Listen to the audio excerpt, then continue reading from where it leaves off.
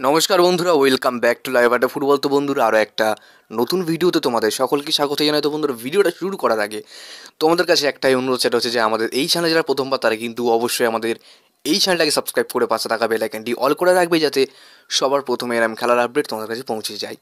তো বন্ধুরা, থাম্বনেলটা দেখে তোমরা অবশ্যই বুঝতে পেরেছো যে আজকে কোন টপিকে ভিডিওটা আলোচনা হবে, এবং তোমরা যারা চ্যানেলে নতুন এসে তারা কিন্তু অবশ্যই চ্যানেলটাকে সাবস্ক্রাইব করে দিও।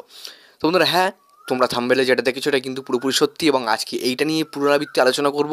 এবং এই যে খবরগুলো বেরিয়ে আসছে ফেসবুক পেজ থেকে, ইনস্টাগ্রাম পেজ থেকে, অনেকে আমাকে মেসেজ করেছে যে দাদা, এই প্লেয়ারের খবর শোনা যাচ্ছে মোহনবাগান নাকি স্টুয়ার্টকে ছেড়ে নতুন একটা অ্যাটাকিং মিডফিল্ড তাদের দলে নেবে, এবং মিডফিল্ডার তার নামও জানা গেছে, এবং তিনি উইদার ক্লাবেও আছেন। তার বর্তমান মার্কেট ভ্যালু কিন্তু 2 কোটি টাকা। তো এরকম অনেক নানা রকম কথা তোমরা বলে আসছো আমাকে, এবং সেই জন্যে আজকে কিন্তু তোমাদের জন্যই আজকে ভিডিওটা করা। দেখো, বেশি কিছু আজকে বলবো না, আজকে পুরোপুরি খবরে যাবো এবং পুরোপুরি খবর নিয়ে আলোচনা করব। দেখো, এই প্লেয়ারটা কে? এই প্লেয়ারটা বর্তমানে কিন্তু 26 বছর বয়সী একজন প্লেয়ার, এবং তিনি কিন্তু ফ্রান্সের প্লেয়ার। তার নাম হচ্ছে ব্রায়ান সোমারে। তো ব্রায়ান সোমারে, তার বর্তমান মার্কেট ভ্যালু কিন্তু 2 কোটি টাকা, এবং বর্তমান বয়স কিন্তু 26 বছর, এবং তিনি কিন্তু উইদাউট ক্লাবে আছেন। তো শোনা যাচ্ছে এই প্লেয়ারকে কিন্তু মোহনবাগান টার্গেট করেছে।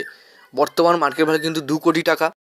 দেখো, এই প্লেয়ারের সাথে মোহনবাগান চুক্তি করলে করতে পারে, কিন্তু বর্তমানে এই প্লেয়ারকে মোহনবাগান নিয়ে আসবে না, কারণ এই প্লেয়ার প্রায় 26-27টা ম্যাচ খেলে মাত্র একটা গোল করেছে, এবং অ্যাটাকিং মিডফিল্ডার হওয়ার যে তার কাজ, সেক্ষেত্রে তিনি কিন্তু মাত্র 2 বা 3টে অ্যাসিস্ট করেছে। তো সেক্ষেত্রে আমার কাছে বড় ওপিনিয়ন হচ্ছে মোহনবাগান এই প্লেয়ারকে সই নাও করতে পারে, কারণ দেখো, এই প্লেয়ারের যথেষ্ট পারফরমেন্স ডাউন আছে এই সময়, এবং উইদাউট ক্লাবে থাকা জন্য কিন্তু তাকে হয়তো মোহনবাগান টার্গেট করবে না।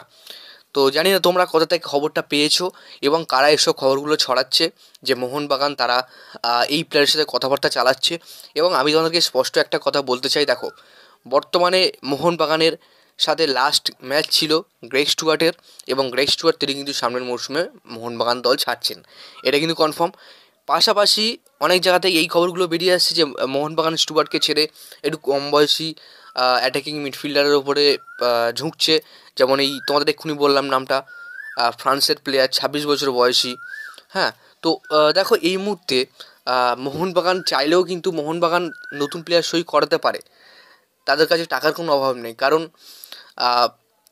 মোহনবাগান তারা কিন্তু অনেক বড় বড় নাম সই করেছে, McLaren, Jason Cummings, Petratos, Alberto. তো অনেক রকম প্লেয়ার তারা সই করেছে। তো সেক্ষেত্রে এরকম 2 কোটি টাকার একটা প্লেয়ার কেনা তার কাছে কোনো ব্যাপার না, কিন্তু মোহনবাগান এই প্লেয়ারের সাথে কোনো রকম কোনো কথাবার্তা চালায়নি। তো আশা করি তোমার বোঝাতে পারলাম, ক্লিয়ার?